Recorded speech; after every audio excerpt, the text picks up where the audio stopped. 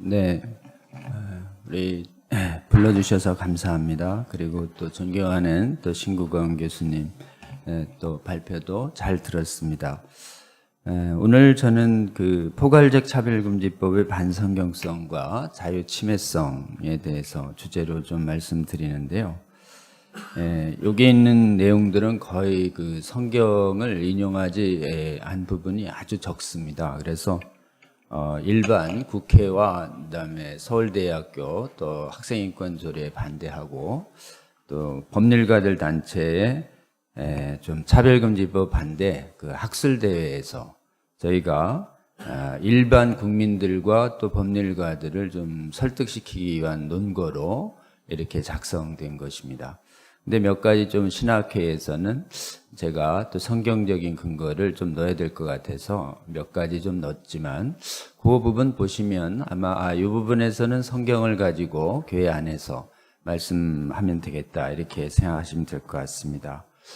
저희가 이 부분에 관해서 교회도 깨워야 되고 또 일반인도 좀 깨워야 되기 때문에 교회를 깨울 때는 복음과 말씀의 근거를 두고 말씀드리고 또 일반인에게는 사실은 성경을 모르는 분들이기 때문에 그들이 또 이성으로 또 일반적으로 지성으로 이해할 수 있도록 이런 관점으로 좀 해야 하는 그런 이중성들이 좀 있습니다. 지금 포괄적 차별금지법이 우리나라에 지금 20대 국회에 4개 발의되어 있습니다. 그리고 우리나라는 2007년부터 15년간 역대 계속 발의됐습니다. 20대 빼고요. 그런데 이제 핵심이 뭐냐면 차별금지법은 그 조항이 요게 들어가면 다 차별금지법입니다. 차별을 금지하는 사유에 성적 지향, 젠더 정체성, 영어로 sexual orientation so라고 하고 젠더 정체성 이걸 성별 정체성으로 번역하는데 한국말로는 혼동이 돼서 구별을 위해서는 젠더 아이덴티티로 원래 섹스 아이덴티티 영어는 구별되는데 둘 다 한국말로 성별 정체성으로 번역되거든요. 그 두 가지가 차별금지 사유로 있다. 그러면 법 명칭을 어떻게 해도 이것은 동일한 차별금지법 효과를 냅니다. 제정 안 된 이유는 우리나라에 꽤 국민들이 반대하고 있고 또 교회가 분열 없이 반대하고 있기 때문에 그렇습니다. 다른 나라는 교회가 찬반으로 쪼개졌고 특히 개신교 선진국들은 교권을 잡은 세력이 이것을 적극 지지했습니다. 그게 이제 신학이 자유주의 신학이 주도권을 잡으면서 자유주의 신학이 이 차별금지법을 적극적으로 지지했기 때문에 그랬고요.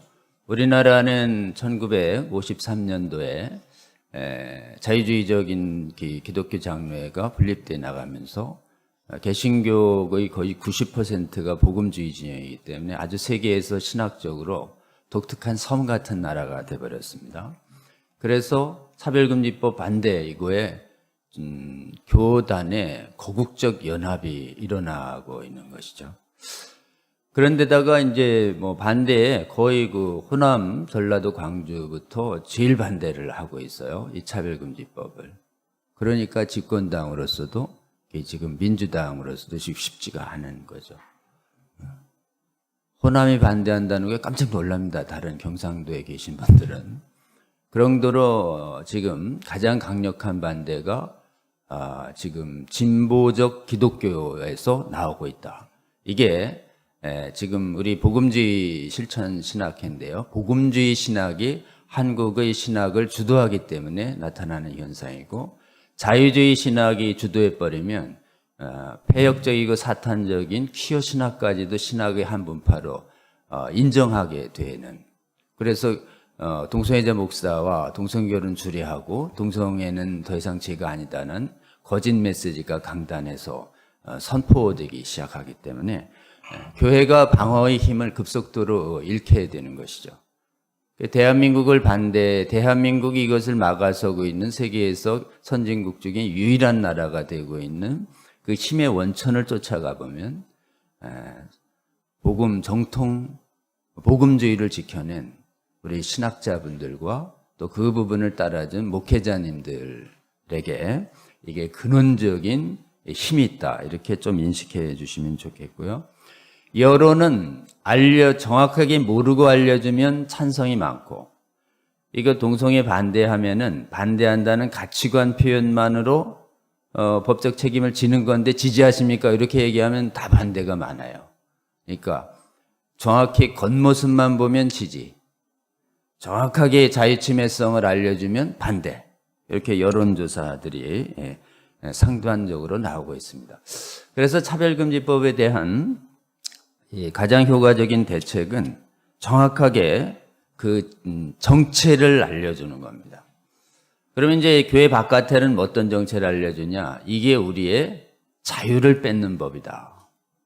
사상의 자유, 양심, 학문, 언론 자유라고 하는 법으로도 뺏을 수 없는 천부적인 자유권을 뺏는 법이다. 독재법이다. 이걸 알려주면 깜짝 놀라서 되게 반대를 합니다.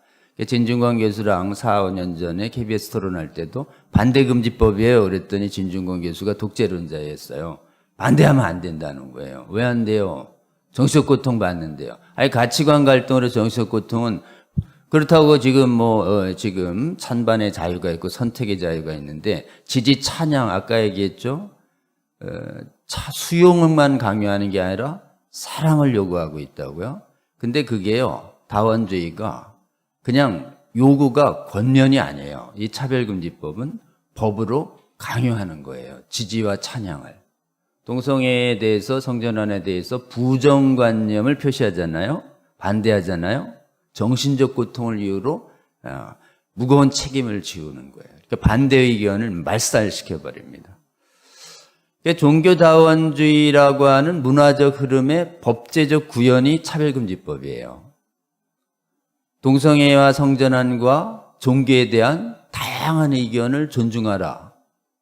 다양한 의견을 존중하라고 하면서 반대하는 의견은 철저히 말살하는 거예요.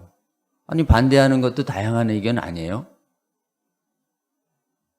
유일구원은 다양한 신앙 아닙니까? 유일구원을 얘기하면 다양한 사원주의 사회에 무례하고 그 다음에 대화 자체가 안 되기 때문에 유일구원 신앙 고백을 포기하라 라고 얘기하는 게 다원주의 본질 아니에요. 다원주의는 절대 다양성의 자유를 인정하는 게 아닙니다. 상대주의는 절대성을 절대 포기하라고 강요하는 게 상대주의고, 그 다음에 성전환과 젠더 정체성은 반대하는 의견은 따차별이기 때문에 혐오 표현이기 때문에 하지 말라는 것이고, 반대의 자유를 인정 안 해요. 종교다원주의는 유일구원을 반드시 포기해야 종교의 대화가 되는 것이다 라고 얘기하는 거예요. 그러니까 종교다원주의라고 부르면 안 됩니다. 다원신앙 강요주의예요. 다원신앙 강요주의. 이게 차별금지법에 종교차별로 들어오면 어떻게 되는가? 예수 그리스도만이 구원이시다라고 얘기하면 문화적으로는 무례라고 그게 왜 무례입니까? 그냥 고백했을 뿐인데. 고백하는 게 무례입니까? 그걸 무례로 인식해서 고백 안 한다면 그건 불신이에요. 고백할 자유가 있는 것이에요. 유일한 신앙을. 나는 예수 그리스도만이 구원이시다라고 하는 것을 누가 물으면, 또 기회가 있을 때 나는 아주 기분 나쁘지 않게 나의 신앙을 얘기하는데 상대방은 기분 나쁜 거예요. 그래서 상대방이 기분 나쁘면 얘기하지 말아야 됩니까? 진리와 가치관이 충돌할 땐 기분이 나빠요. 정신적 고통을 주어요. 근데 정신적 고통을 주어도 다른 가치관의 표현을 막지 말라는 게 사상의 자유예요. 종교의 자유에. 정신적 고통이 느껴진다 하더라도, 서로 무례하게 느껴진다 하더라도 자신의 소견을 자유롭게 얘기할 수 있어야지, 무례라는 이유로 가치관이 통제당한다. 이게 사실은 차별금지법을 지배하는 사상이론이고, 이 사상이론을 법제어로 구현한 게 아주 교활한 인권의 이름으로 인권을 박탈하는 국제인권법 원칙을 만들어낸 게 이게 요기야카르타 원칙이에요. 포괄적 차별금지법에 국제문헌이 있습니다. 그게 요기야카르타예요. 여기를 정리해서 만들어내는 게 차별금지법이고, 이 요기야카르타 원칙은 그 공산당 선언 같은 세계의 차별금지법을 만들어라는 강령 같은 거여서요. 이름을 한번 보시겠어요? 포괄적 차별금지 국제인권법이 아닙니다. 21페이지에. 그냥 젠더 정체성과 성적 정체성과는 국제인권법이라서 차별금지 사회 수십 가지 중에 오직 딱 두 가지만 이름에 올라와요. 이름 자체에서 우리는 이 두 가지만 목표로 하겠다고 돼 있는데 평상적인 이름은 평등법, 포괄 이래가지고 차별금지 사유 수십 가지를 동등하게 존중하는 것처럼 돼 있잖아요. 전혀 거짓말입니다. 문헌 자체가 전부 젠더 정체성과 성적 지향만 돼 있고 종교다원주의 핵심이 다른 힌두교하고 다른 이슬람교를 동등하게 존중한다는 것 같으세요? 그거 가지고 어떻게 이슬람 가서 그렇게 얘기합니까? 절대 안 돼요. 그건 오직 유대 기독교의 유일구원성만 파괴하려고 하는 목적으로 다원주의가 들어오고 있는 거죠. 이게 기본적으로 이렇게 다원주의 사회와 상대주의 사회는 이론적으로 우리의 유일 절대성에 관한 신앙 고백을 문화적으로 법률적으로 파괴하려고 하는 자유박탈 시대에 우리가 놓여져 있다.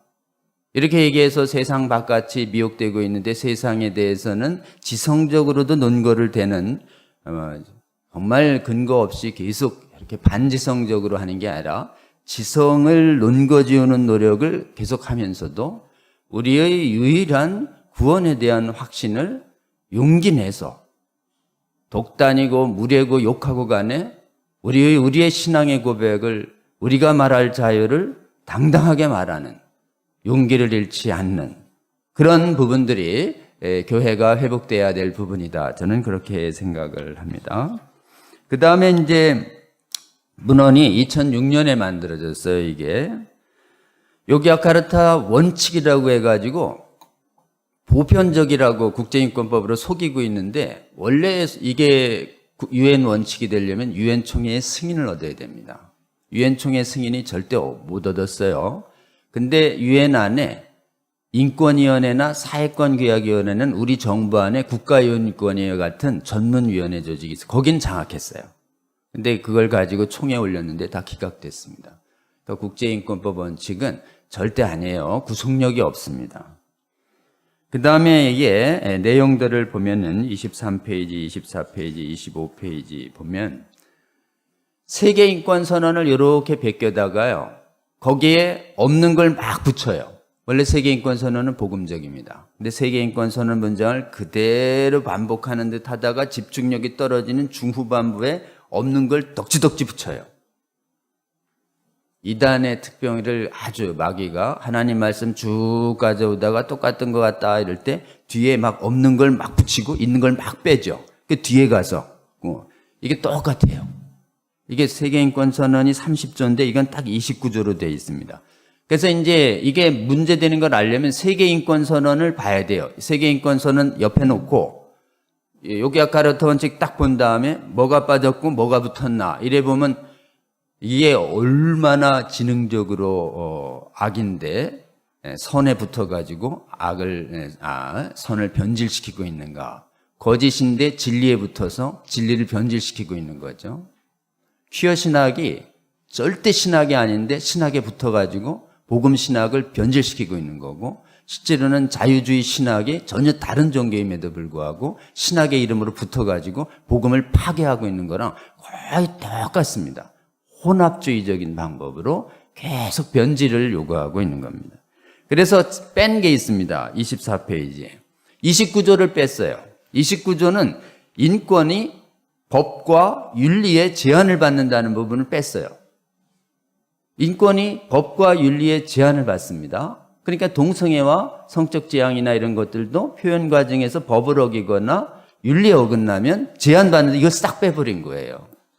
그 다음에 세 번째는 정당한 사회와 부당한 걸 막 섞어요. 그러니까 정당한 차별금지 사회는 뭐냐면 선택 가능성이 원래 없는 외부의 인종, 민족, 언어, 사회적 신분 이런 거에다가 선택 가능성이 있으면 전부 내면만 해당합니다. 내면, 사상, 종교. 선택 가능한 외부 행동은 차별금지에 못 들어와요. 왜 못 들어오냐? 선택 가능한 행동이 하나 들어오잖아요. 선택한 사람만 자유. 반대한 사람은 차별로 몰려요. 그러니까 선택 가능 외부 행동은 못 들어오는데 성적 지향 안에 선택 가능한 외부 행동인 동성애가 들어가고 젠더 정체성 안에 선택 가능한 내가 성을 바뀌었다라고 하는 외부 표현이 들어가는 거예요. 그래서 기본적으로는 26페이지에 성적 지향 안에 젠더 정체성이 들어갔다는 것이 논제 26페이지에 성적 지향 안에 동성애가 들어갑니다. 동성애. 근데 정의를 보면 느낌으로 돼 있어요. 왜냐하면 실제로는 행위를 여기 느낌에 포함시키는데도 행위라고 얘기하면 법적 도덕적 평가가 바르니까 더 지능적으로 성적 지향 안에 행위 개념을 빼버렸지만 실제로는 어떻게 되고 있는가? 나중에 보면 알겠지만 이 성적 지향 안에 엄청난 행위를 포함시켜서 독재적 사고를 추구하고 있습니다. 젠더 정체성도 실제로는 과학적으로 성을 못 바꿔요. 이게 성에 대한 자기인식이라는 건데 실제로는 뭐를 반대를 못하게 하냐면 자기인식 표현행위라고 하는 성별 전환 선택 행위를 반대하는 행위를 성차별로 봅니다. 그거를 반대의 자유를 뺏는 교묘한 해석론이 27페이지에 보면 이렇습니다.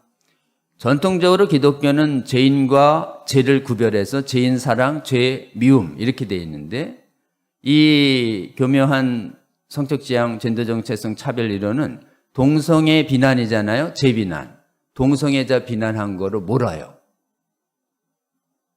똑같은 논리입니다. 동성애를 반대했는데 그게 동성애자를 비난했대요.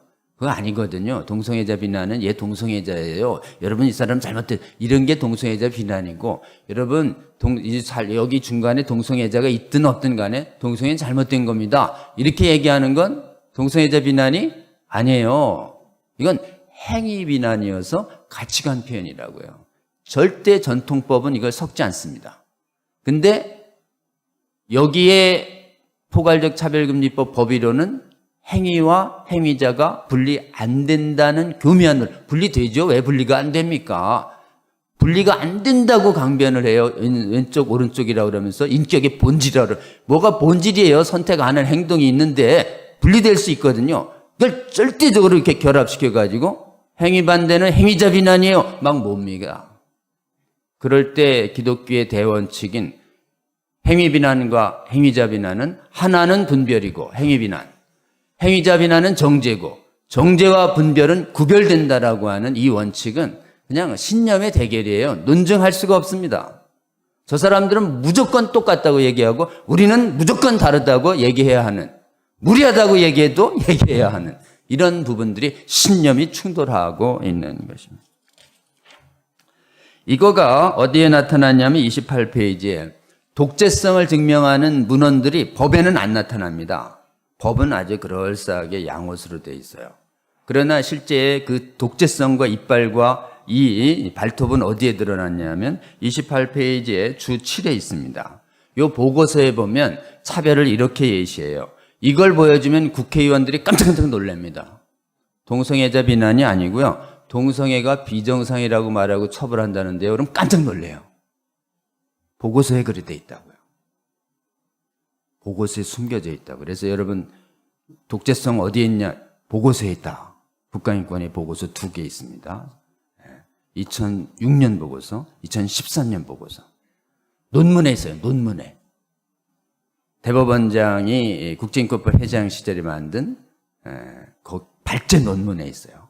똑같은 저자가 홍성수, 내일 모레 민주당 발의한 차별금지법 공청회 토론자 발제자로 온 사람. 법 사회학자예요. 실정법 해석자도 아니고. 너무 말이 안 되기 때문에 우리나라에서는 헌법학자나 실정법 전문가들이 참여조차 안 해요. 그냥 사회운동하는 법사회학자 젊은 한 사람이 세게 나가고 있는데 다른 나라는 막 뒤에 붙는데 우리나라는 하나님의 은혜로 지성적인 법률학자들이 대거 반대론을 얘기해서 헌법적으로나 일반 법리론으로나 차별금지법은 무리다 이런 것들이 돼서 초기에는 지지 논문이 훨씬 많았는데 이제는 반대 논문이 훨씬 많아져서 지성적으로도 토론회를 하면 할수록 저희가 훨씬 설득력이 좀 있습니다. 헌법재판소는 이런 해석에 대해서 여기 보시면 29페이지에 주 9. 나라는 하나의 가치관을 강요하면 안 됩니다. 종교 차별 금지 조항이 오잖아요. 성적 지향 차별 금지 조항과 젠더 전체성 차별 금지 조항은 그게 차별 금지 조항에 들어가는 순간 어떻게 되는가? 동성애와 성전환에 대한 반대 가치관을 표현하지 말라는 국가가 한 가치관 편에 서게 되는 거예요. 국가가 한 가치관의 편에 서면 그건 전체주의가 됩니다. 자유민주주의 사회에서 있을 수가 없는. 그래서 그럼 이 정치적 고통은 어떻게 되는 건가? 진리의 교환 과정의 정치적 고통은 수인해야 하고 인격을 침해하는 정치적 고통만 규제해야 돼요. 인격을 침해하는 정치적 고통은 명예훼손, 모욕으로 보호됩니다. 근데 이거는 모욕과 명예훼손을 막는 법이 아니에요. 모욕과 명예훼손은 헌법에 있어요, 헌법에. 이 법은 가치관의 표현을 막는 무서운 신전체주의적 속성을 갖고 있습니다. 그래서 이 성적 지향 젠더 전체에서 차별금지제는 신나치적인 개념입니다. 나치가 이게 국가 사회주의 개념이거든요. 네오막시즘에서 나왔기 때문에 국가의 힘을 통해서 가치관을 통제하려고 하는. 그리고 또 하나 국가의 힘으로 표현도 뉴 스피크 이론을 만들어내는 political correctness라고 하는 정치적인 올바름이 일어나는 것도 용어 자체를 통제하면서 사회주의 사상을 비판을 못하도록 하는 이론이거든요. 그러니까 이 네오막시즘 이론과 PC 이론, 볼셰비키가 만들어낸 PC 이론이 기본적으로는 이 차별금지법을 정당화하는 이론이 되고 있고, 이게 여성운동을 지지하는 것처럼 미혹되어 갖고 페미니즘 여성운동이 또 이걸 엄청 지지해요. 근데 잘 살펴보면 여성이 최대 피해자입니다.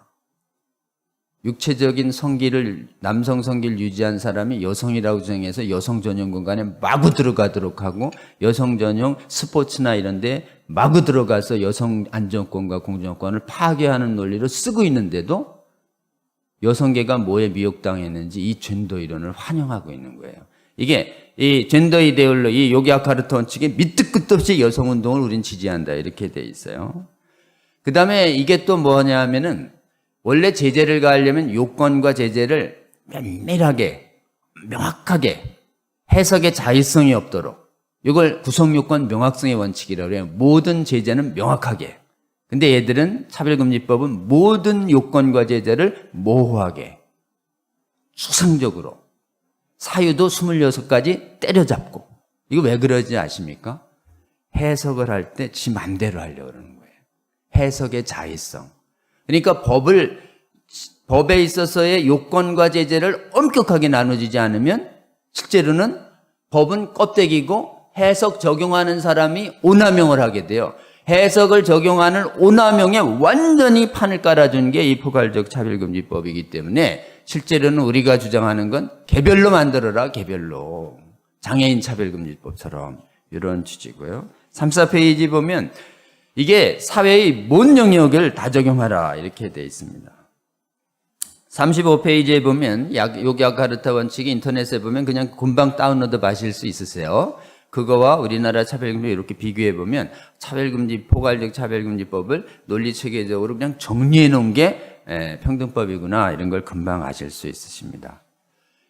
이들이 박탈하려고 하는 게 신앙학문 양심이라고 하는 세 가지 자유를 막습니다. 성전환, 성경에 기해서 반대할 표현의 자유, 동성애를 하나님 말씀에 기해서 반대할 자유, 조금 나아가서요, 어디까지 가냐면 성경에 기해서 이단을 비판할 자유, 종교를 위반하는 반성경적인 사상을 비판할 자유, 나아가서 여기까지 통제합니다. 예수님만이 구원이시다라고 얘기하면 이슬람교도들이 집중적으로 차별금지법으로 제소를 해요. 동성애가 이를테면 이성애가 정상 아니야? 이렇게만 얘기했어요. 이성혼이 정상 아니야? 이렇게 얘기했는데 왜 그것만 정상이야? 그 정상이라고 얘기하면서 간접적으로 비정상이라고 얘기했다는 걸 차별로 봅니다. 자, 똑같은 논리예요. 예수 그리스도만이 구원이시에요. 이러면 왜 예수만이 구원이야? 성수 고통받았어. 똑같이 되는 거예요. 종교다원 강제로 나타나고 있는 법이기 때문에 이거 막는 거는 정치 참여가 아닙니다. 신앙 수호예요. 그러니까 이거를 끊임없이 반대운동 못하도록 하는 논리가 이 법을 막으면 정치적이라는 거예요.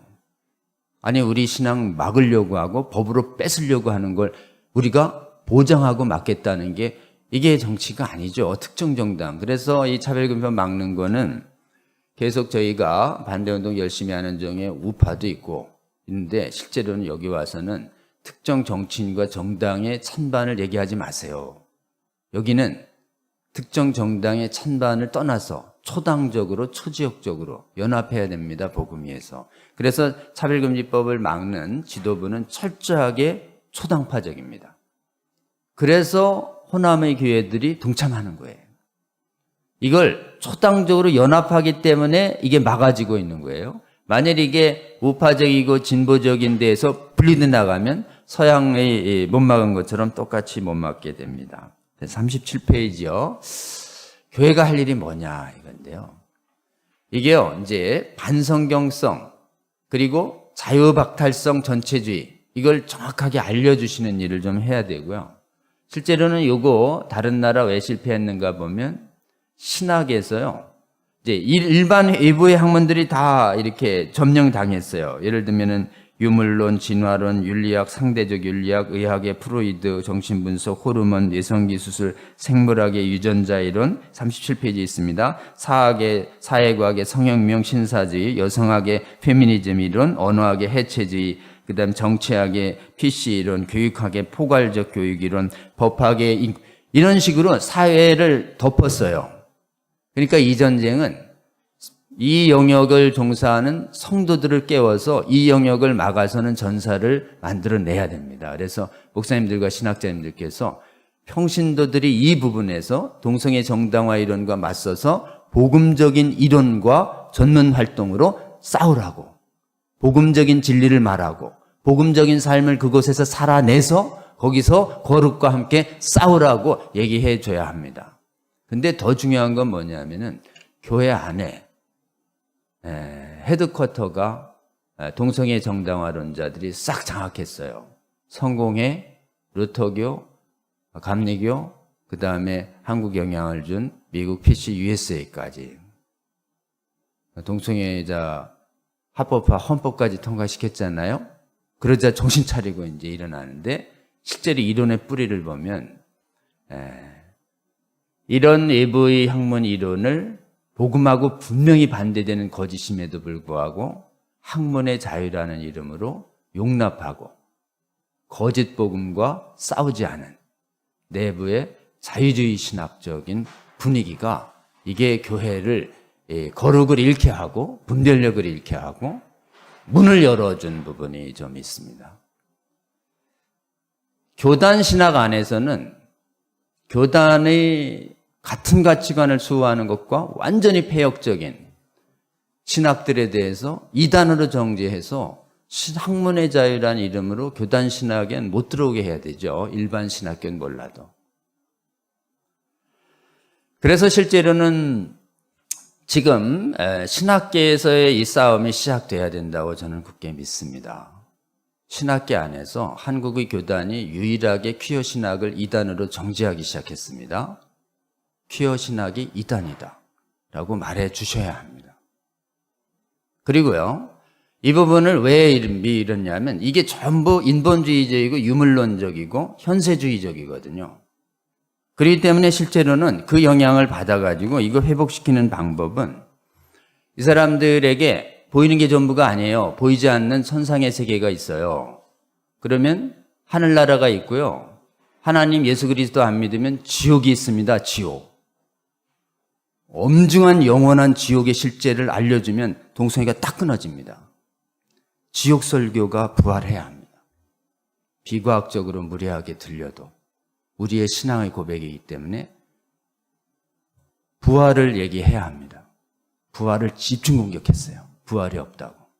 특히 악인의 부활이 없다고 공격했습니다. 악인의 부활이 싫어요. 왜냐하면 동성애자 악인으로 부활할 거거든요. 예수 그리스도에 대한 말. 악인의 부활을 말씀해 주셔야 합니다. 예수 그리스도가 유일한 구원이라는 걸 얘기해 줘야 돼요. 무리하다고 욕을 먹어도요. 온유한 방법으로 예수 그리스도만이 구원이시다라는 걸 말씀해야 합니다. 그리고요, 기본적으로 재림의 심판이 있다는 것도 알려줘야 합니다. 그리고 전부 자연적인 건 없다. 초자연적인 건 없다. 기적은 없다라고 하는 자연주의에 매몰되어 있는데 지금 살아있는 초자연적인 하나님의 역사가 성경에도 있고 신앙인의 삶에 있다. 성령의 초자연적 기적이 있다는 것을 삶으로 보여줘야 합니다. 그래서 지금 복음에서 빼버린 요 신앙의 본질들이요. 보이지 않는 천국과 지옥의 실제성이요. 부활의 실제성이요. 성령의 초자연적 기억의 실제성이요. 구원의 유일성이요. 동정녀의 이런 부분들을 온전하게 말하는 담대한 신앙이 회복될 때 그 깨어난 힘들이 그 신앙적인 교리를 말하지 못하도록 하는 차별금지법을 막는 강력한 전사로 떠오르는 것이죠. 그래서 대한민국만이 유일하게 지금 신학계가 복음주의 신학의 섬이 되어버렸습니다. 저희 비전이 있습니다. 대한민국 안에서 차별금지법을 완전히 막아내는 최초의 국가교회 되게 해달라고 지금. 그래서 평신도들 영역에서 차별금지법에 대한 반대 이론화 작업이 세계에서 가장 깊이 일어나고 있습니다. 의학자든 법학자든 언론가든 다른 나라에는 없어요. 실제로는 대한민국에서 가장 깊이 있는 설득력 있는 이론화 작업이 일어나고 있고 또 하나는 신앙 복음적 개혁운동이 일어나 주셔야 됩니다. 그동안 우리가 온전히 선포하지 아니한 온전한 복음을 완전히 선포하고 기도하면서 삶에서 성령의 초자연적 권능과 능력을 경험하는 것이 세상에서 입증될 때 제가 보기엔 그렇게 정말 살아난 하나님이 그래서 우리가 세상을 설명할 수 있는 지성적인 게 있고요. 세상 사람들이 믿지 않고는 도저히 경험할 수 없는 또 지성으로는 초지성적인 하나님의 기적이 교회 안에 동시에 존재한다라고 하는 것을 알려줘서 그것을 통해서 세상을 변화시켜 나가는 윤리와 도덕만으로 사회를 변화시키려고 했었던 아브라함 카이퍼가 나왔던 그 국가는 어떻게 됐는가? 세계에서 가장 제일 먼저 이 신학이 뚫렸기 때문에 1986년에 평등법이 제정되고 동성혼 합법화 역사 중에서 5명을 남깁니다. 세계에서 최초로 동성혼 합법화를 만들어내는 국가가 돼버려요. 사회를 윤리론 변화시켰지만 신학의 본부를 뚫렸기 때문에 실제로는 차별금지법이 가장 먼저 뚫린 나라가 돼버린 거죠. 영국도 내부적으로 복음수호 전쟁을 하지 않았기 때문에 거기도 뚫려버린 거죠. 미국은 전쟁이 조금 부분적으로 시작됐지만 밀렸죠. 그래도 거기는 그래도 팽팽합니다. 상당 부분. 근데 한국은 그래도 1947년부터 53년 사이에 복음수호 전쟁을 성공적으로 만들어내서 교회가 90%가 복음주의가 있거든요. 이 복음주의가 놓치고 있었던 온전한 살아있는 신앙을 회복해낸다면 그 교회가 가지고 있는 수많은 의학자, 법률가, 교수들을 통해서 오늘날의 이 차별금지법을 정당화하는 세상의 이론을 이기는 수많은 이론가들이 세워지고 또 세계교회를 새롭게 할 온전한 생명력 있는 복음주의 신학이 한국에서 발흥해서 세계를 좀 씻어낼 수 있도록 이래 된다면 이 차별금지법의 도전 앞에서 한국이 하나님의 도우심으로 온전한 복음과 온전한 기도와 성령의 초자연적인 권능을 증명하는 복음으로 살아낸다면 다른 나라의 무너진 교회와 그리고 무너질 수 있는 제3세계들도 도울 수 있는 나라로 되지 않을까 저는 그렇게 기대합니다. 그런 비전을 가지고 우리 복음주의 신학회가 같이 동역을 해주셨으면 좋겠습니다. 고맙습니다.